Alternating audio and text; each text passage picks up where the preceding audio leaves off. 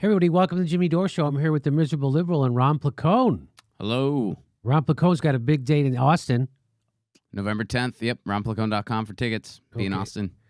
All right, everybody. So I want to talk about the midterms, and Slate has a good article. It said, because there was a lot of these ballot initiatives that are always progressive, it seems like, or a lot of them were, and a lot of them won. So that's what we're going to talk about. Red state voters expanded Medicaid, legalized marijuana, and increased the minimum wage on Tuesday night. By the way, when the minimum wage is on the ballot, it seems like it almost always wins. Weird. Weird. People want to get paid fairly. Isn't that something? Interesting. If you want to motivate, if you instead of just telling people, vote, make sure you vote. What you can do is go, hey, we put something on the ballot that's actually in your interest to vote for. You should go vote for that. Instead of just vote. You should go vote for this because it's good for you. So here's some of them. So while at people, they also backed a ballot initiative to legalize medical marijuana. So in Utah, this is about in Utah. So they elected Mitt Romney. But guess what they also did? They also backed a ballot initiative to legalize medical marijuana that has been opposed by the Church of Jesus Christ Latter-day Saints. That's what they did in Utah. So we've been saying this for years, that people's attitudes are progressive in the country. They just don't know it. And they're caught up in this Republican Democrat. They can't, because they hate, like, for instance, you go to a red state, they just hate the Democrats. And they see all the negatives about them. And even if they're for a good thing, they can't bring themselves a lot of times to vote for them. And I think that's what this is. In frickin' Utah, they voted for legalized marijuana. And then in Utah, they also chose to expand Medicaid. That's in Utah. In Utah, same people who voted for Mitt Romney voted to expand Medicaid and legalize weed. Versions of this story played out all through the night as progressive ballot initiatives on marijuana, the minimum wage, voting rights, and Medicaid passed in red and blue states alike.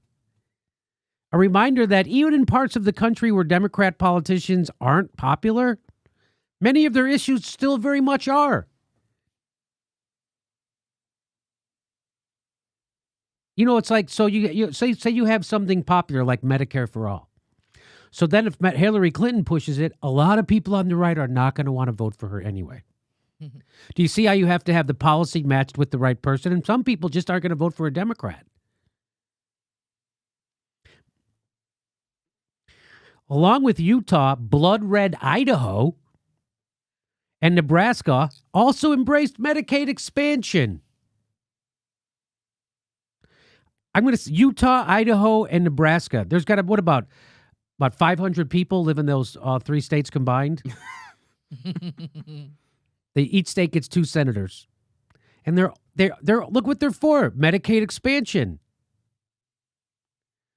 Missouri residents voted to gradually increase the state's minimum wage to $12 an hour and to legalize medical marijuana, all while sending moderate Democrat Claire McCaskill packing in favor of the state's conservative Attorney General, Josh Hawley. With the left hand, Arkansas passed a minimum wage hike. With its right, it reelected Governor Asa Hutchinson, a Republican, who would oppose that measure. So this is telling me that people in those states are for progressive ideas. They just can't cotton to the Democratic Party. Right? Mm-hmm. Because it's the party of Clinton. And it's the party of Obama. Pelosi. And Pelosi. And Chuck Schumer. So Florida also passed a felon reenfranchisement bill, restoring voting rights to 1.4 million individuals, giving progressives an iota of hope for the Sunshine States. So get this. So Gillum loses in Florida, yet they pass this, the felon reenfranchisement bill. And as a lot of people predicted, Kyle Kulinski, Mike Figueredo, it was not a good idea for Gillum to campaign with Hillary Clinton and Debbie Wasserman Schultz, two of the most unpopular people in the state, if not the country. And look, so the people came out, they voted progressive. They just couldn't cotton to vote for Gillum. And isn't that funny? And I think it had to be because they just couldn't bring themselves to vote for a Clinton associate. I think that's a big part. I think one of the things that this past election has shown us is there are two things, and one turned out to be enough to cause the person to lose. One wasn't quite enough to help the person win, but there's such a thing as a Beyonce bump that Beto got in Texas, and there's such a thing that I like to refer to as the Hillary hump, which if Hillary helps you, you got to overcome. You got to overcome she that. Hurts you. Yep. There's no doubt Hillary hurt Gillum in Florida. Absolutely. There's no doubt that hurt him. Absolutely. No doubt. And you know, we were hoping that Gillum won. We were telling that he is using bad strategy. A lot of people, again, blatantly lying about what we say here at the show. We've always encouraged people to vote for Gillum. We always said that he was being screwed over by the party. As we predicted, look at that. So what doesn't that tell you something? What does that that tells me the problem wasn't the progressive policies. Colorado and Michigan both adopted nonpartisan redistricting commissions to avoid congressional gerrymandering in the future. A handful of states passed automatic or same-day voter registration. Now get this. I love this is how the Slate ends this is how they end the article. Healthcare, higher wages, and getting high. Democrats could pick a worse platform.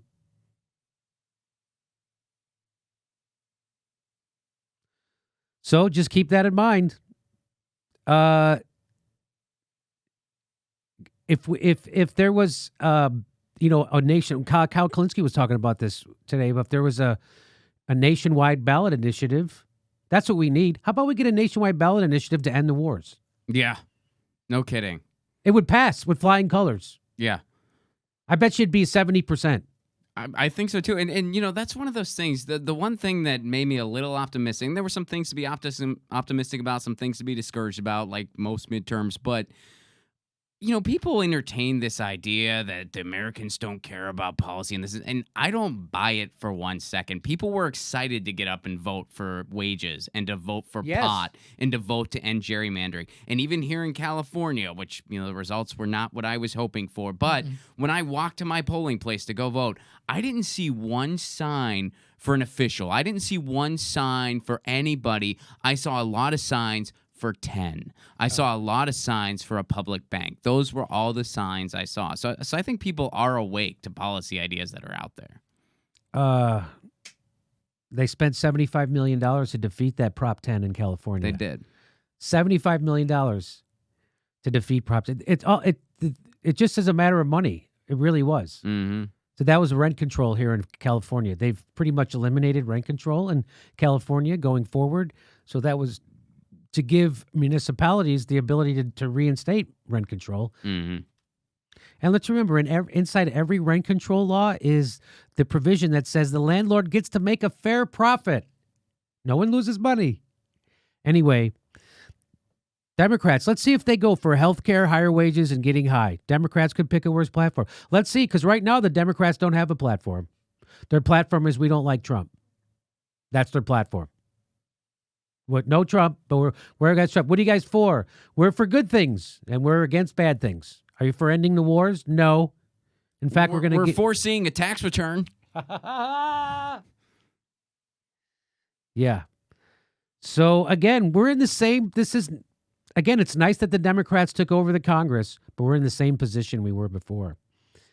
We have horrible Democrats leading the Democratic Party. There really isn't an opposition party. And they won't run on things that people want. The Democrats will not run on ending the wars, Medicare for all, free college, and a living wage. That's all you got to do. Okay.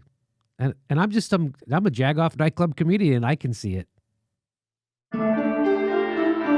Our next live Jimmy Dore show is February 1st in Burbank, California. Go to jimmydorecomedy.com for a list of all our live shows, and please become a premium member if you can. Become a patron. It's the way we support this show because they're coming at us, and we give you bonus. We give you hours of bonus material every week. Check it out. Become a patron.